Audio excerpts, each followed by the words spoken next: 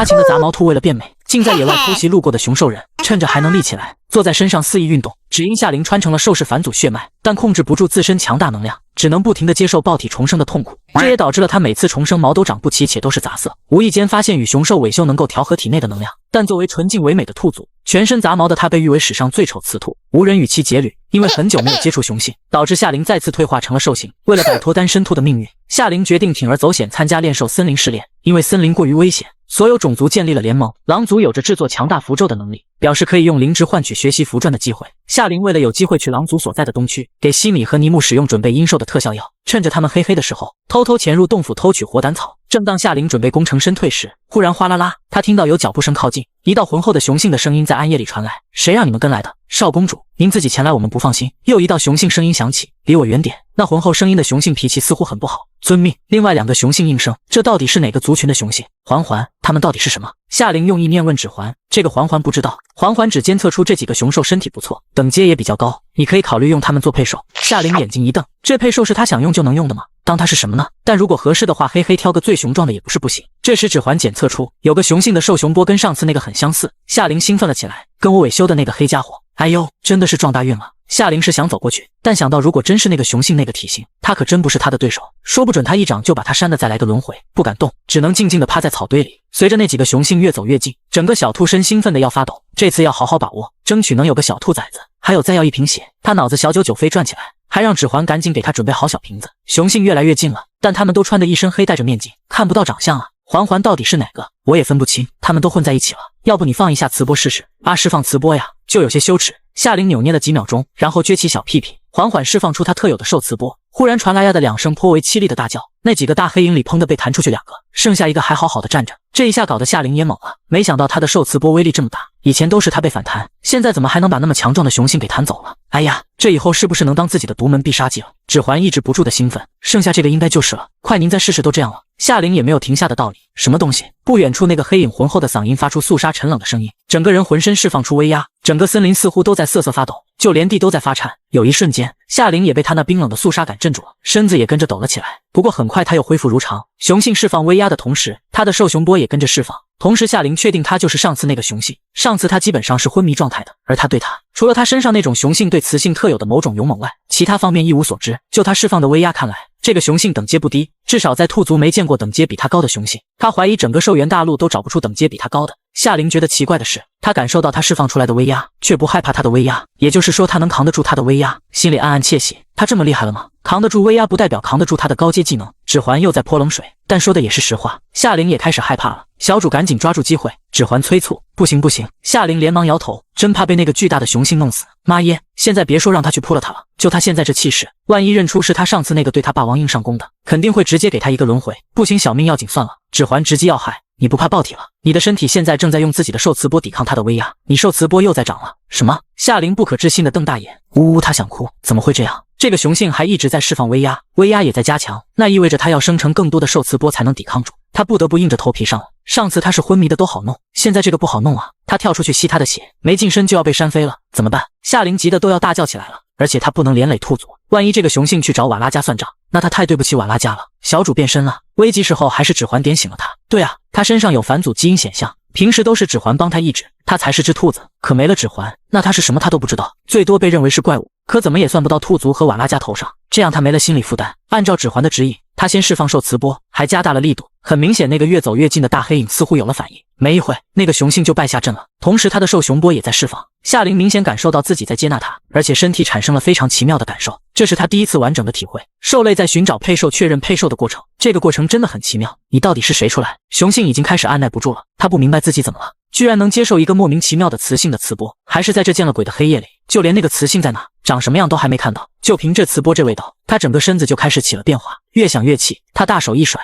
忽的就在他周围100米的范围一层灵力笼罩，完全隔绝了外界。时间紧急，夏灵赶紧拿掉指环，同时他身体出现变化，来不及想太多，他一跃飞到雄性身上，那雄性来不及反应，就被他狠狠地咬了一口。公鸡恼火的想要拨开身上那个不要脸的雌性，可莫名的被咬了一口后，他觉得被咬的地方渗入了一些奇妙的感觉，整个人都在不受控制的发生变化。心理上想推拒这个雌性，可身体却不受控制。夏灵成功咬到那个雄性，吸到他的血后，身体也快速发生变化，变成了人形，是个黑黑瘦瘦的少女，个子娇小，也许是他的毛被烧了还没恢复，头发很短，整个人看起来跟美完全沾不上边。雄性看到夏灵后也倒抽一口冷气，直接就要把人抡飞。这个雌性怎么能这么丑？在他公祭的世界就没见过这么丑的丑雌，不行，绝对不行！夏灵可不让他不行，他按照上次的记忆，运用自己没来到兽世前学到的知识，呼啦啦的用到这个雄性身上。公祭招架不住他这一套，逐渐放弃抵抗。他咬着牙恶狠狠：“你个丑雌，简直就是找死！既然你非要找死本公主，就成全你。”夏灵浑身颤了颤，然后就被这个凶猛的雄性狠狠的教训。炼兽森林的夜空被乌云笼罩，气压低沉，不远处兔族历练的众人都沉睡过去，所有的感知都被屏蔽掉。原本不算平静的炼兽森林，此刻不知不觉间被夏灵搅乱。公祭浑身隐隐的怒火，随时都能把整个森林给烧毁。她作为玄兽大陆玄宫的少公主，从来没有被一个雌性这么对待过。作为一个高阶雄性，居然让一个丑雌近身了，而且见鬼的，这个丑雌身上到底有什么？她居然没法排斥他。夏灵看到眼前这个雄性，眼里似乎要泛出火光，着实把他吓得哆嗦了一下。可箭在弦上，没有不发的道理。想到指环的交代，在自己还能稳住心神，保持仅有的理智时，他悄悄拿出小瓷瓶，对着雄性脖颈狠狠一咬，鲜红的血一出。趁雄性还没反应过来，他赶紧用瓷瓶接了上去。夏灵发觉这个雄性有个弱点，咬了他之后，他的反抗会弱，甚至已经开始顺从。呵呵，这个看着厉害的雄性还是被他找到弱点，公祭整个人都要爆了，气死他了！这个雌性又标记他公祭到底怎么了？居然能让这个丑八怪咬了他一次又一次。正要一把拽开夏灵，可又感觉他身上的味很舒服，还有些迷恋。糟糕，他现在在想什么？他整个人浑身不对劲，完了！看到身上那个丑而吧唧的雌性，他甚至觉得他有些吸引力。弄完血的夏灵终于开始要干正事了。他视线转向公祭的正面，发现他脸上那道疤没了，更多了几分清爽的帅气。只是现在这雄性的眼神可不清爽，带着浓浓的兽性。好吧，那兽性还怪吸引人的。这雄性身材还是这么棒，宽肩窄腰大长腿，荷尔蒙爆棚，赚到了！夏灵的小脸烧得通红，眼神还十分火热。公祭看到他的眼神都要气笑了。这个丑雌敢用这种眼神看他，他一个翻身，这个自不量力的丑雌就看他有多大能耐。玄兽大陆玄宫天台传送口，几个黑衣隐卫对着两个躺在地上的同伴一脸嫌弃。少公主这升阶一结束，就气呼呼的找了令牌，非要到下面的低兽大陆。这两个也跟着下去，他们不是才下去吗？怎么就弹回来了？过了许久，传送口外面忽然电闪雷鸣，几个隐卫心一惊，暗道不妙，这有些熟悉的场景。少公主不会真出事了吧？他们在传送口严阵以待。没一会，传送口又是一阵风力旋转，一道黑影急速冲了出来，砰的一声巨响，地面又被砸了一个坑，一个更大的坑。隐卫们赶紧围了上去，又赶紧退了回去，一个个都假装没看到，悄悄离开传送口。地上的公祭睁开了眼睛，眼睛里带着火红的血丝，他伸手揭开脸上的面具，恨恨地盯着传送口，一直盯了一个时辰，最后越想越气，体内气血上涌，他赶紧闭目凝气，炼化体内这股雷神之力。一刹间，玄宫上空雷鸣声声，原本在外面探头探脑的隐卫们赶紧回归各自的方位镇守玄宫。妈耶，他们少公主又要升阶了！夏灵睁开眼，感觉身体有些酸累，可身体的气息很不一样，体内的那股温暖的气流又出现了。他赶紧闭目运化，体内一股白色雾气在闪动，如同在仙境一般，直到把所有的雾气都吸收炼化，才缓缓睁开眼，发现自己又恢复兽身，手臂很长，不是兔子身。夏灵赶紧把指环戴在小指上，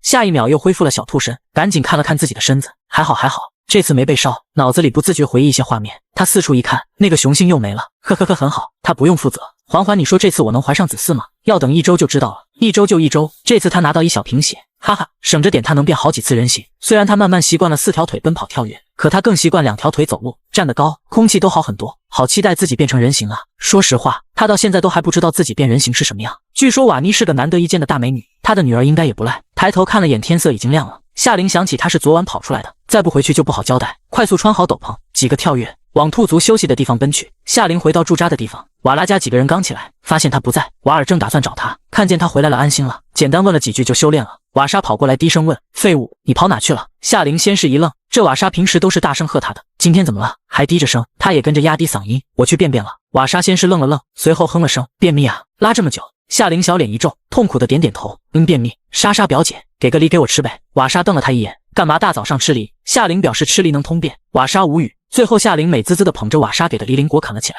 他表面乐呵呵，实际上心里暗暗松了一口气，还好没再多问。不过向来跟他不对付的几个人居然这么安静，没来找他麻烦。他四周望了去，这才发现大家气氛不对，尤其是西格家和尼普家，瓦拉家的几兄妹也都在看热闹，尤其是瓦斯和瓦乌，恨不得脑袋都伸到对方阵营里去了。夏灵凑到他们中间，看什么呢？吓得两人都要跳起来，可想到对面的好戏，又克制住了，只是低声狠狠地骂了句安静点。夏灵低声好的，今天这一个两个都怎么了？顺着两兄妹的视线望去，西格家和尼普家似乎在争执急着什么。哎呦，不会吧，这两家居然内讧，这两家人都到齐了。这忙活一夜的西米和尼木也回来了，尼香和西格看两人这样也是忙活了一夜呀，本该如沐春风的，现在怎么感觉气压低沉？看到西米对着尼香和西格神色颇为沉冷，夏灵似乎猜到什么，但不对啊，西米和倪香不是看着关系挺好的吗？两个在一起不是亲上加亲吗？现在这是不同意还是怎么的？他也跟着瓦斯和瓦乌伸长脖子听热闹。西米不好对倪香发火，只能把炮火开向自己的弟弟西格。西格，你知道自己什么身份吗？知道现在是什么时候吗？怎么能对倪香做这种事？西格低头不语。在这里，倪香除了倪木，谁也不怕。他冲着西米喊道：“怎么了？我们两个你情我愿，怎么就不能了？”西米被他吼得噎了噎。倪香继续：“你跟我哥昨晚又干嘛去了？凭什么我们就不行？”倪木立马吼了他一声：“倪香！”倪香缩了缩脖子，最后还是强装镇定的哼了声：“本来就是。他平时有事没事不是常跑我们家勾引我哥，现在来说我和西格这样不行。”西米被他当众这么一说，有些下不来脸。他只能把怒气转向西格：“别忘了父亲给你定的亲。”话音一落，倪香整个人都愣住了。他震惊地看向西格：“你定亲了？”他真没听说过西格定亲了，而且现在两家这么近，西格定亲不可能不说的，为什么瞒着？西格点了点头，他本就一个大块头，可现在整个人愣是低着头，一副乖乖等着挨训的样子，这怎么看着有些窝囊？此时的倪香感觉天塌了，谁哪家的？倪香眼里蕴着泪光，母洛家的母母。西格低声，他的视线不敢看向倪香。就在来历练前2天，家里告知他的要娶母洛家的母母。可昨天晚上也不知道怎么了，他就对倪香动情了，压根忘了还有这回事。而且昨天晚上是他经历过最美妙的一个晚上，如果可以，他也希望能跟倪香在一起。听到西格的话，倪香倒是笑了。母洛家的母母，那个二流家族的雌性，他怎么能跟他倪普家小姐比？那还不简单退了呗？不行，西米想也不想立马拒绝。为什么？还有谁比我倪普家小姐的身份更适合西格的？倪香不解地看向西米，原本燃起一线希望的西格也很不解地看向西米。西米眉头皱了皱，很快掩饰了心里的不耐，拉起倪香的手：“倪香，这是西格家的事，西格家的长辈已经决定好了的。你是倪普家的小姐，你不愁追求者，忘了西格你值得更好的。”倪香一把甩开西米的手：“我就只要西格。”他顿了顿又说：“况且昨晚我跟西格在一起，说不准我肚子里已经有了子嗣。”他这话一出，西米再气也不好作声，毕竟受戒子嗣为重，只要诞下子嗣，倪香身为倪普家的人，他们西格家自然要给他名分。随后一行人便往炼兽森林东边而去。夏琳直接趴在瓦屋肩头。至于为什么选择瓦屋，因为瓦屋年纪比他小，而且指挥瓦屋干事，他完全没有心理负担。但如果老让瓦尔给他摘点果子摘点草，总归不太好，毕竟他是兄长。还有瓦尔太闷了，跟瓦屋斗斗嘴也挺有意思的，还能在他嘴里套些八卦。不过夏琳累了一个晚上没休息，他也没跟瓦屋斗嘴，趴着呼呼大睡。瓦斯时不时捅一捅他，这废物睡得比我们都多，怎么又睡了？听听这鼾声，不知道的还以为他昨天干了什么要命的事呢。瓦屋更是深受其害，谁知道啊，这废物就对着他耳朵打鼾，声音直穿耳膜。他故意甩了几次肩膀，这废物愣是稳稳地趴在上面，时不时给他一掌，一点醒的迹象都没有，简直气死他了，真想把他扔给瓦尔。哥，你来背他。瓦屋一脸哀怨地向瓦尔求助，瓦尔想也不想，直接回绝，还是你背着吧，灵儿喜欢你的肩膀，别一会他醒了找你算账。呵呵，为了耳膜着想，他可不敢背。途间路过一段密林，里面林木茂密，阳光透不进来，阴暗的有些诡异。忽然，原本正呼呼大睡的夏琳睁开了眼，小鼻子皱皱，警惕地看向四周。已经慢慢习惯他呼噜声的几个人听不到他的呼声，一时间有些不习惯。现在整个密林更安静了，安静的恐怖。瓦斯紧紧跟着瓦莎，双腿忍不住发抖。夏琳低声问：“你们闻到有什么奇怪的味吗？”众人都吸了吸鼻子，摇摇头。就森林树木和泥土的味道，没有什么特别奇怪的味道。夏琳摇摇头，她明显闻到一股怪异的味道，那味道带着腐臭和血腥味。瓦尔低声问：“灵儿，你闻到什么味了？”这个表妹最近也不知道怎么了，嗅觉特别敏感，总能闻到一些奇怪的味道。夏琳低声：“腐肉味和血腥味。”话落，所有人都沉默了几秒，随后瓦尔沉声问：“能闻到是在哪个方向吗？”夏琳肯定的点头：“东边大概不到500丈。”众人震惊了，同时大气都不敢喘。东边是他们去的方向，不到500丈，那是很近的距离，或许对方几个飞跃就能来到他们这边，不知道对方是妖兽还是他们兽族。夏琳似乎感受到什么，她耳朵动了动，低声道：“我听到声音了，有个兽在低吼。”“什么？你没听错吧？”瓦莎忍不住低呼。夏琳摇摇头，她现在五感越来越敏锐了，甚至能分辨出那个兽体型很大，她似乎受伤了。瓦拉家一众人听到那个兽体型很大都警惕起来，紧紧围在一起进入防御状态。这个林子里兽类是妖兽的可能性很大，如果妖兽伤得很重，那也还好，可如果妖兽伤得不重，那他们就惨了，妖兽必定会把他们抓了用来疗伤，怎么办？瓦斯害怕地抓紧瓦莎的手，他身子都在发抖。瓦莎，我怕。瓦莎虽然也怕，但她是姐姐，还是强装镇定地安抚妹妹：“别怕，说不定是小废物听错了，我们都没听到有声音，他怎么能听到？”听到瓦莎这么说，瓦斯稍稍平静了一些，可是不知道为什么，虽然不相信夏琳有这本事，可他莫名就是觉得这密林现在很恐怖，说不准真的有妖兽在他们附近。之前遇到妖兽都还有其他的兽族的族人，或是尼木他们遇到的妖兽等阶还不算很高，也是几个小兽，他们侥幸逃脱，可这次告诉他们是个大兽，能不怕吗？瓦乌年纪最小，可他是雄性，他不能害怕，不过整个身子也绷得紧紧。小废物，你别瞎说呀。声音有些发颤，夏琳一脸认真：“要不你过去看看我是不是瞎说？”瓦乌身子一抖，让他去看看，这里除了夏琳，就他最菜，等阶最低，真有妖兽，估计他就是去送人头的。夏琳瞥了一眼瓦乌，哼了声：“没用。”瓦乌顿时气得牙痒痒，这什么玩意？这里最没用的敢骂他没用。瓦尔最为冷静，他观察了一下地形，让大家先躲在灌木丛里，打算自己先去打探消息。最后看向瓦屋，你把夏琳护好，万一我出什么事了，你们先别出来。夏琳小声打断他，瓦尔表哥，要不还是我去吧。什么？瓦尔先是愣了愣，以为自己没听清楚。